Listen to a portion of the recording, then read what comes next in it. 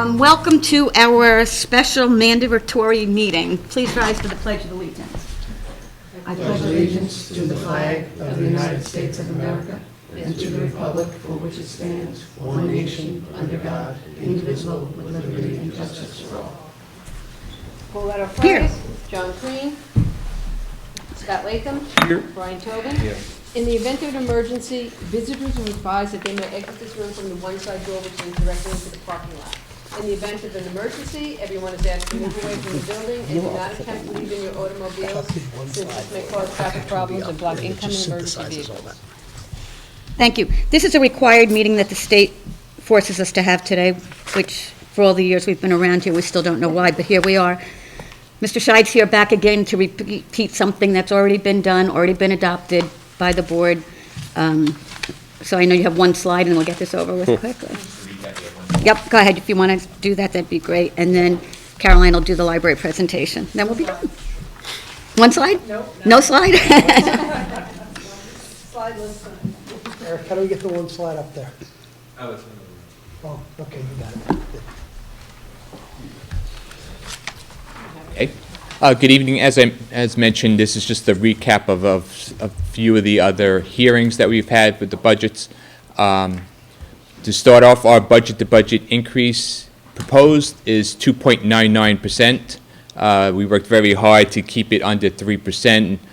Very difficult with a lot of costs have gone up with the consumer price index. You know, it has been increasing faster than we can keep up with.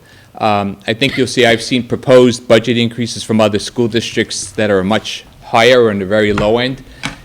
In my opinion, it's directly related to a lot of school districts received additional state aid this year, a big increase because the restructuring of the formula, how money's divvied out and for foundation aid. Unfortunately, our share of that increase, we didn't get anything. We got zero. I saw they adopted the budget today, finally. Yeah. State did. Right, and the state aid has been finalized, same increase as before. So we saw our which is the minimum was the 3%.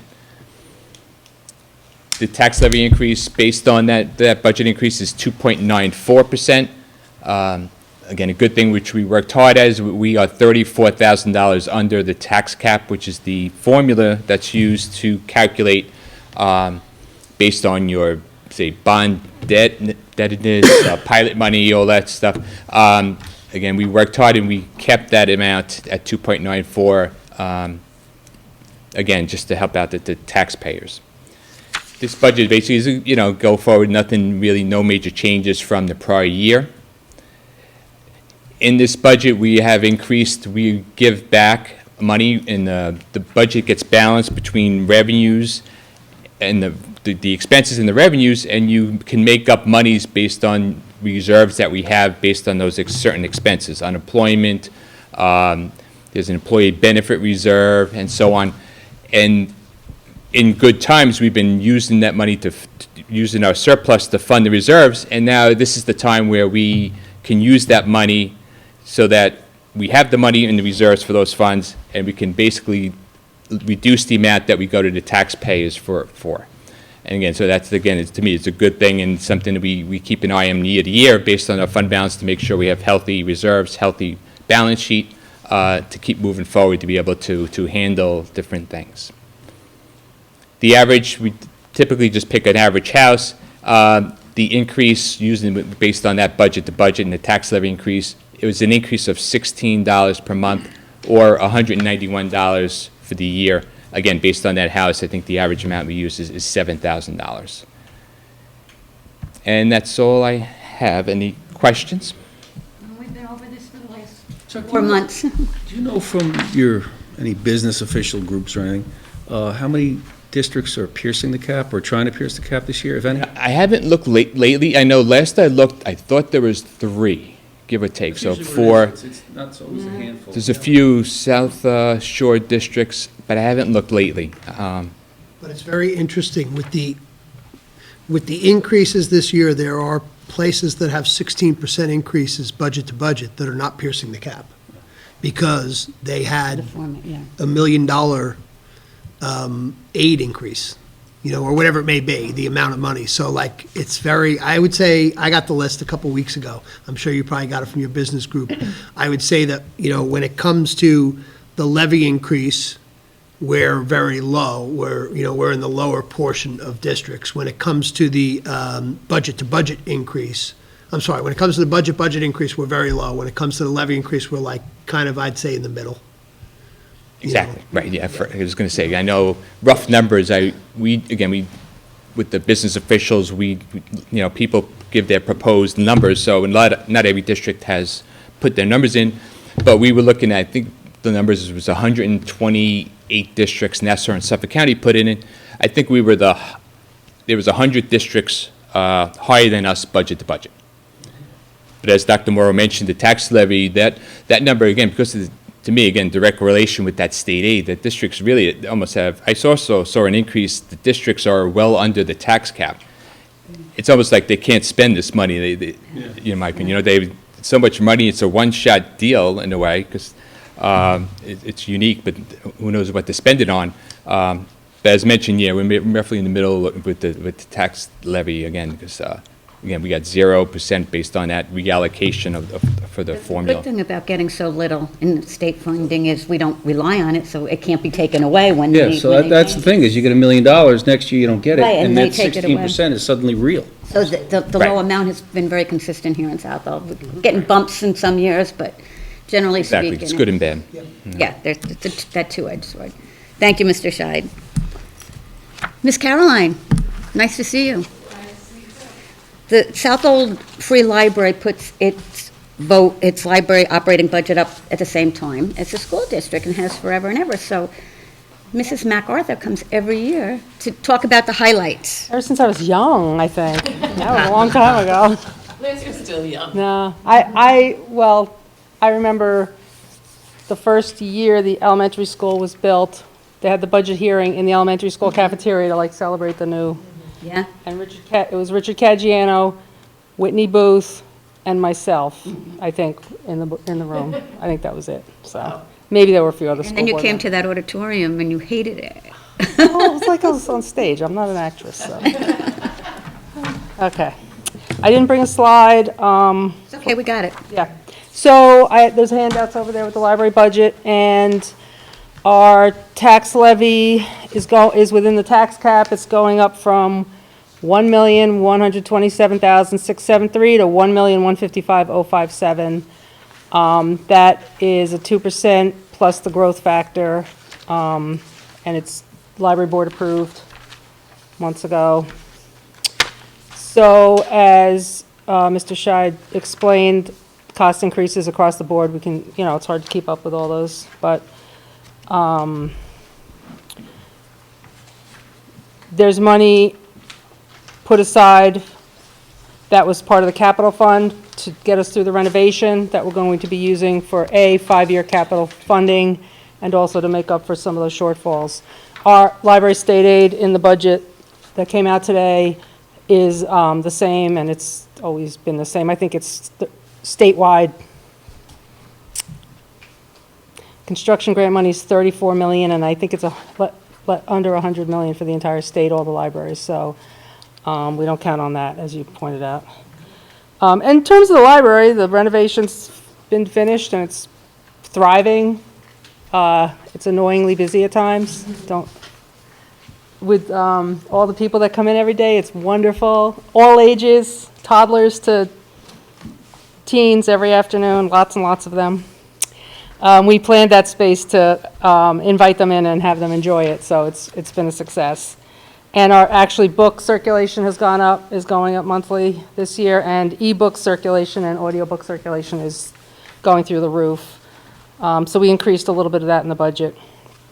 And we're planning to grow our library of things, which is items to circulate to people, that things you might not want to own, but you want to just borrow, like, well, we have the telescope, the fishing poles, we just got cornhole. We actually got through a cooperative venture with the County Library Consortium and Stony Brook Hospital. Every library has blood pressure cuffs now you can borrow and take home, and we have umbrellas, so, things like that. We have the art exhibit room is doing really well, and Thank you for exhibiting our students' art there, by the way. Oh, yes, it's always so, people come in and they're just so wowed by it. And then I was in a meeting and somebody was admiring the art in the meeting room, and I said, you know, children did this. And he was like he gasped, like he was visibly like moved by that. This is the high school. So, yeah, thank you. We love doing that every year, and we love working with Mr. Gosnell. Is amazing. So, so you can see the budget's as simple as ever, and it'll be a proposition on the ballot. And we do our trustee election at a different time of year, so that's not there. So, are there any questions? Thank you. You're welcome. Thank you. And then before we adjourn, we just have one little personnel thing to take action on. We have an employee entering the district full-time permanent, Courtney Kane, physical education instructor, beginning August 30th, 2023. And an employee leaving the district full-time permanent, Suzanne Young, a teacher aide, resignation effective 4/29/23. Is there a motion to accept? So moved. Second? Second. All in favor? Aye. Is there a motion to adjourn? So moved. A second? Do we have, no, I know, I just have to find out from Patty. Do we have a I question? mean, you can ask a question. If it's related to the budget, because this isn't a regular board meeting, this is just, yeah, I guess just come up to the microphone and, yeah. See, we've adopted the budget. This Right. is just a formality that we do. Right, That we just have to do. for, my understanding, so, what do you, Tom Kennedy? Yeah, that's- Address, that's Tom fine. Kennedy, 900 Victoria Drive. Hello, everybody. So, again, under the cap, which is impressive, but is enrollment down? So is it like more costs per student now? Is that something? We can get that Yeah. figure. Enrollment's been, it dropped and then it kind of Leveled off. leveled off. Where was the drop? is it like? with Several the year? years. Several It was years? a gradual drop. I know Mattituck experienced more of a sudden drop. Ours was more gradual over the years. But, we could get the number per, you can't take we had a Right. community member for many years that would take the total budget and divide it by the number of students. That's Right. not a fair or accurate way to determine your cost per student, because you have to remove certain things, special ed and other things. But, Mr. Scheid, we could get Mr. Kennedy the cost per student amount, right? Maybe we'll shoot you an email or something like that. I don't want to come up with a number here and. No, I wouldn't ask you to come up with, it just, but, how dramatic? Like you said, it was, it's. I don't have I've the been on- number. I've been on the board 12 years, and I think it's over 400 students. As I recall, it was a little over 1,000 when I got on, and it's high 600, so maybe it's 350 or something like that. Wow, We're that's K K through 12? That's the whole district, yeah. But I was at a meeting several weeks ago, and Sean Petretti from Mattituck spoke, and I forget what year it was 2004, 6, or 8. They graduated 160 seniors. I believe this year they have 52 in the kindergarten. Yeah, they're In the enrollment. 40s. Oh, okay. So that's more drastic, but it's the whole North Fork. I know. Our enrollment is about 700. K through 12. Down from, and Scott, you see me on the board for, yeah. Yeah, 12 years was 1,000. 12 years. That's Yeah, unbelievable. my children both graduated with 90 in their class. Yeah. So. And then we But have, again, we yeah. also have, I think it's like 60 or something. And we this have seventh 38 grade. UPK students in our building, which don't count in our enrollment. We UPK. have 38 UPA, 36 UPK. We have somewhere in the 30s for UPK students that don't count in our enrollment, but are full day in our school now through a UPK grant. And then the givebacks, is that money you're putting back into reserve, or is that money you're spending from reserve to offset? Well, it's not so spending, but it's basically amounts we're using that reserve. So Okay. if we wanted to, at the end of the year, the reserves would be lower by that amount. But, no, By that, it, 834,000. Okay. Now, which, okay, what happens, it goes up and Right. down. So if things, depending on how the year ends, we also, if things are going well, we put some money Some back money into back it. in, right. So each reserve we look at based Mm-hmm. on different limits and amounts to make sure that the auditors, when they look at it, that they have no questions, why do you have that much here and Yeah. there? So it's a combination, but like I said, I think we gave back 764,000, give or take, the year before. So each year, it fluctuates. But again, we have healthy reserves, which helps us borrow less and save money on interest. 'Cause I know the Fed's increased the rate again recently. So I think it just helps us prepare both for the short term and long term. And there's more than one reserve fund, I assume, right? There's Yeah. reserves that, and then you're locked in, it's not like, can you like shift? Like, can you say, I've reserved in this pot, you can't move it to a different reserve? You have to get the taxpayers have to approve the establishment of the reserve, and then they have to approve when we decide to spend something. On a capital fund. On a capital The other fund. reserves that we take action on usually after our meeting at the end of the year. Which other But we cannot reserves, move Cap? reserves from an insurance reserve to the capital reserve or from the repair reserve. Mr. Scheid again can provide you, off the top of my head, I don't have, there's the repair reserve, there's the capital There used reserve. to be a there's- bus reserve, which we don't have. Right, there's the insurance reserve, We have the yeah. retirement, the ones I that mean, if you these, email any one of us or Dr. Morrow, he can give you a breakdown. the ones that these come from Yeah. are those like, Undesignated fund. yeah, they're like the retirement fund reserve, those types of ones. And the purpose of having them is to offset those Right. costs annually. You know, so to answer your question, this is taken out of reserve, added to the budget. Now, if we have some surplus, we may put money back into that reserve. You know, that's what Mr. Scheid is saying, that you can't tell the exact amount at the end, but, you know, it comes out of those particular ones. Like, we can't utilize capital reserve for anything other than when it's established what those capital projects are. So that money, this money can't come from that type of reserve. Tom, But, if you look you at the know, back of the proposed budget, and almost to the end of the last page, it lists all of them in dollar okay. amounts. You don't need to, All right. they're all right there. This is a great tool, as a matter of fact. That was good, thank you. You're welcome. 1, 2, 3, 4, 5, 6, to answer your question. Well, they're there anyway. Okay, I'm sorry to have rushed that. Is there a motion to adjourn? So moved. Second. All in favor? Aye. Thank you.